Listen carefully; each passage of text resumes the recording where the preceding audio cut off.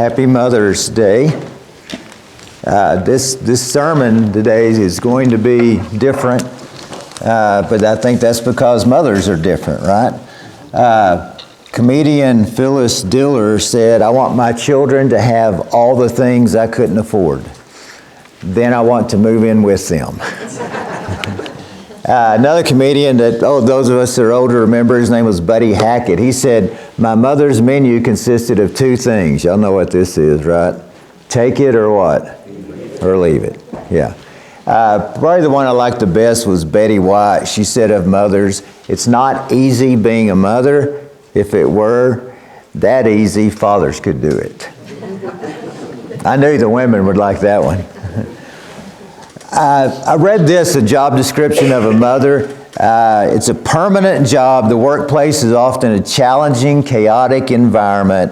Must screen phone calls, maintain calendars, coordinate production of multiple homework projects. Must be able to bake, decorate, and deliver 3 dozen cupcakes to school within an hour's notice. That's a mother. There was a junior high science teacher who lectured on the properties of magnets for an entire class period. The next day, he gave his students a quiz.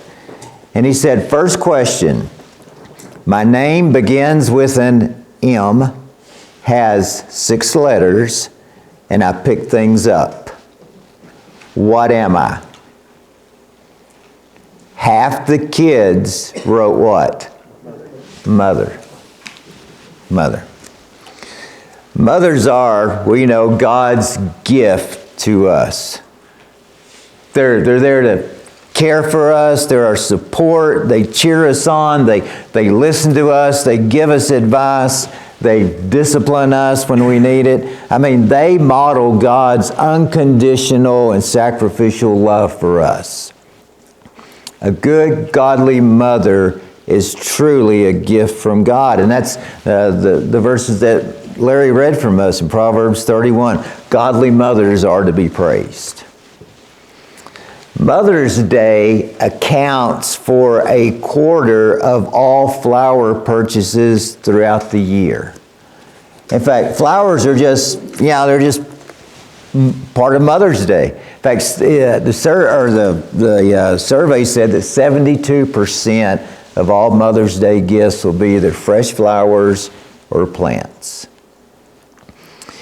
So I got to thinking about that a few weeks ago, and in the Bible, flowers often symbolize various virtues. They're used to convey messages, sometimes of good news, sometimes of joy, sometimes of the presence of the Lord. So again, this is a different sermon, but what we're going to do today, we're going to look at different flowers and how they represent our mothers, as we give our mothers a flower bouquet. First flower, carnations. Carnations have a special meaning, we know, of Mother's Day. A red carnation means our mother is still living. A white carnation means that she's passed. Carnations were used in the flower gardens or garlands, and ceremonial crowns in Bible times. And here was one interesting story I ran across. Legend tells us that the carnation first appeared on earth because of Mary's tears when Jesus was dying on the cross. So the carnation from incarnation, God being made flesh, that's a powerful symbol of a mother's undying love for her children. Mothers have those soft voices that say, "I love you." Now, they can be loud, right? At times. But mothers are a link to God. They are really a child's first impression of God's love. In fact, God said something very interesting in the book of Isaiah, chapter 66, verse 13. He's actually comparing himself to a mother's love when it says this, "As one whom his mother comforts, so I, God, will comfort you." You know, a godly mother's love to me, it mirrors God's love. There's the rose. And that was, and what I want you to do as we go through that, I want you to think of which of these flowers might represent your mom the best. This one was my mother's favorite flower. Evidence of roses date all the way back to 500 BC. And we know they come in all types of colors, and each color symbolizes something different. Red roses represent love, compassion. Pink roses, admiration and gratitude. Yellow is friendship and joy. White is innocent and purity. Orange is attraction and excitement. Here's something I definitely did not know. Roses have long symbolized confidentiality. In first century Rome, a rose was placed on the door to a room where confidential matters were being discussed. And I want you to think about this. You know, in our world today, that's just often harsh, cold, unforgiving. Mothers are there for us. They hold our secrets. They hold our imperfections. They hold our mistakes. And they see the people who we really are on the inside. Mothers, just by words of encouragement, can empower their children to feel good about themselves. A mother's godly wisdom guides us through life's challenges. You know, Song of Solomon, chapter 2, verse 1, the beloved woman there is compared to the rose of Sharon. Gladiolas. They symbolize strength and moral integrity. Likewise, I think mothers stand up for us and they fight for us, don't they? I mean, the Latin term for gladiolas is sword. It's named for the shape of their leaves. And you think of a mother with a sword. She is our protector, right? Mama Bear. And no one messes with Mama Bear's cubs, right? And mothers, they really are the spiritual warriors for their children. I mean, mothers are the backbone of the home. And mothers can be and are our prayer warriors. You know, a great example of that is in 1 Samuel chapter 1, verse 27, where Hannah prays for her son Samuel and says this, "For this boy I prayed, and the Lord has given me my petition which I ask of him." And I want you to think about the role that your mother played in nurturing and shaping your spiritual life. Remember what Paul says to Timothy in 2 Timothy 1 verse 5, "For I'm mindful of the sincere faith within you, which first dwelt in your grandmother Lois, and then in your mother Eunice, and I'm sure that it's in you as well." Timothy's grandmother and mother left him a legacy. All right, the next flower, y'all know what that one is? Hydrangea, yeah. It's known, of course, for its big, beautiful blooms. I mean, the name literally in the Greek means water barrel. Water barrel. And that's just referring to all the water that it takes to be able to survive. But the hydrangea reminds us of a mother's important job to teach her children about the living water. We know a mom's number one job is to give her children that living water. Sunflowers, we know, follow the sun throughout the day. Mothers are called to follow the Son, Jesus, so their children will also understand the light of God's love. Example of that is in the Old Testament, Jochebed, the mother of Moses. Remember, she had that unwavering faith in God's plan, the courageous action she takes to protect Moses. She hides him for 3 months, trusting God, placing him in that wicker basket. But we see the power of a mother's faith in shaping her children. Psalm 127 verse 3 says, children are a gift from God. They are His reward. And I think back to my mom, and I can't help but think my mother always made me feel like I was a gift from God. All right, what are these? Huh? Well, close. Peonies. Peonies. They're gorgeous flowers, but sometimes their thin stems are not strong enough to hold them up. And even so, they don't necessarily break, but they bend. And they bloom just a little closer to the ground. They're flexible. Mothers are notorious for being flexible. We all know this. Children don't come with a step-by-step instruction manual. Every one of them are different.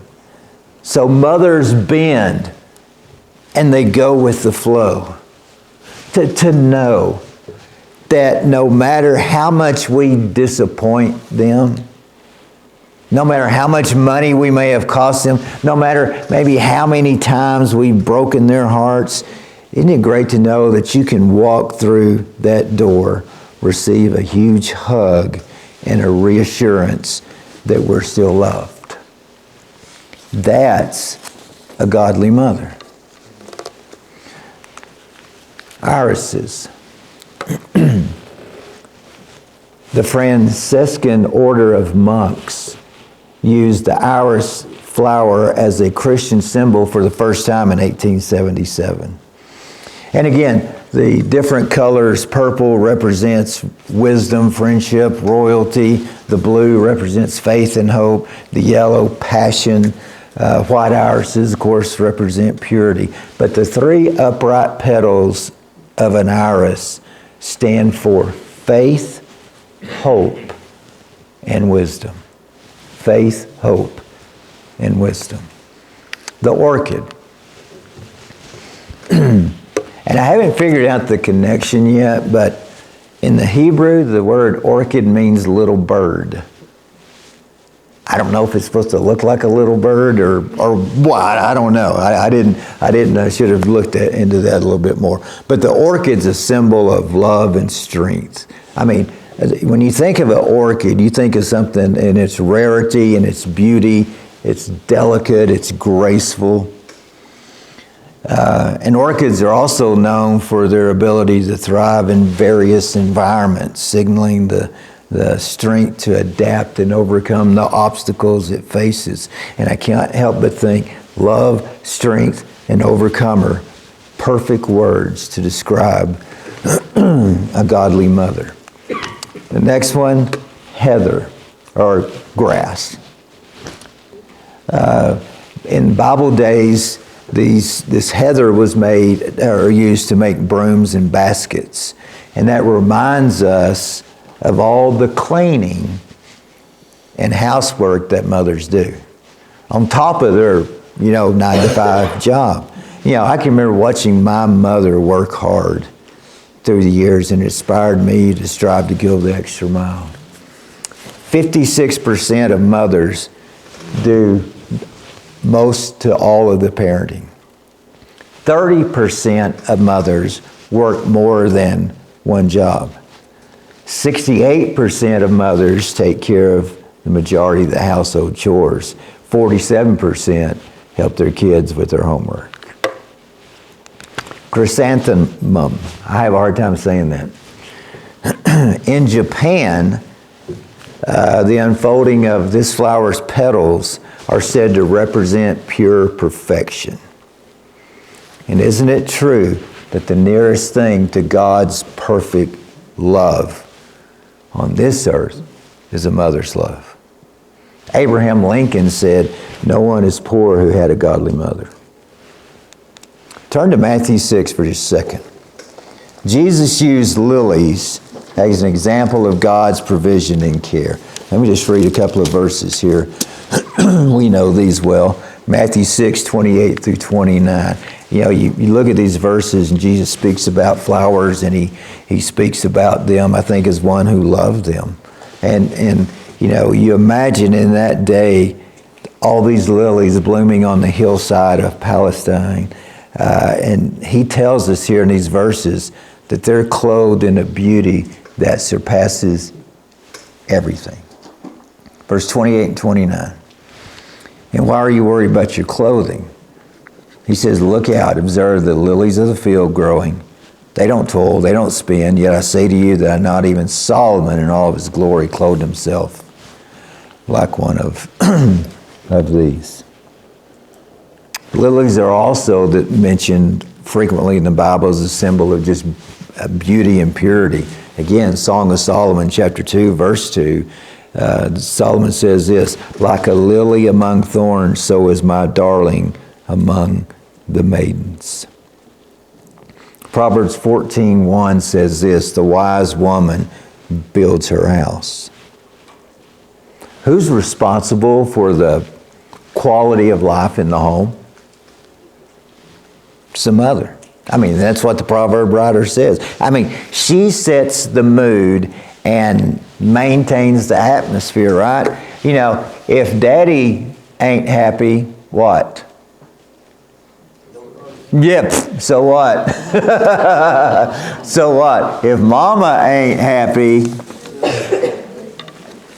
yeah. Okay, just a few more here very quickly. Marigolds, they're not explicitly mentioned in the Bible, but you can't help but think of their just beautiful colors. They're yellow and orange, and how they represent joy and celebration. They're also associated with the abundance of God's blessings. There's violets that symbolize humility and selflessness, and that definitely describes a godly mother. The daisy represents purity and innocence, and specifically is it called Gerber or Gerber? Gerber daisy means cheerfulness. Again, all sounds like a godly mother. The last one, zinnias, they represent endurance. So what flower or Bible verse can you think of that best describes or described in the past your mother? Yeah, the one that stands out to me is Romans 12, verse 13. It just says, practice hospitality. And that verse described my mother, I think, to a T. I mean, the idea of hospitality is that your home is always open. I remember growing up, there were very, very few Sunday meals that we ate just alone. She was always inviting someone else. And you know, I asked my mother one time why she was so giving, and I loved her response. She said, I know what it's like to have nothing. Let me close with this. A mother's ultimate purpose is to instill in her children a love for God. And I was blessed, and I know many of you were, to not only have a mother that told me about God's love, but she showed me God's love. You know, thank God for mothers who bring that life and light and joy. I mean, the imprint of a mother remains forever in our hearts. And mothers truly are a bouquet of flowers from God. So to all you mothers today, happy Mother's Day. Thank you for giving each of us, or let me back up and put it this way. Thank you, God. Thank you, God, for giving each of us a bouquet of flowers we call Mother. Drew, come lead us in a song.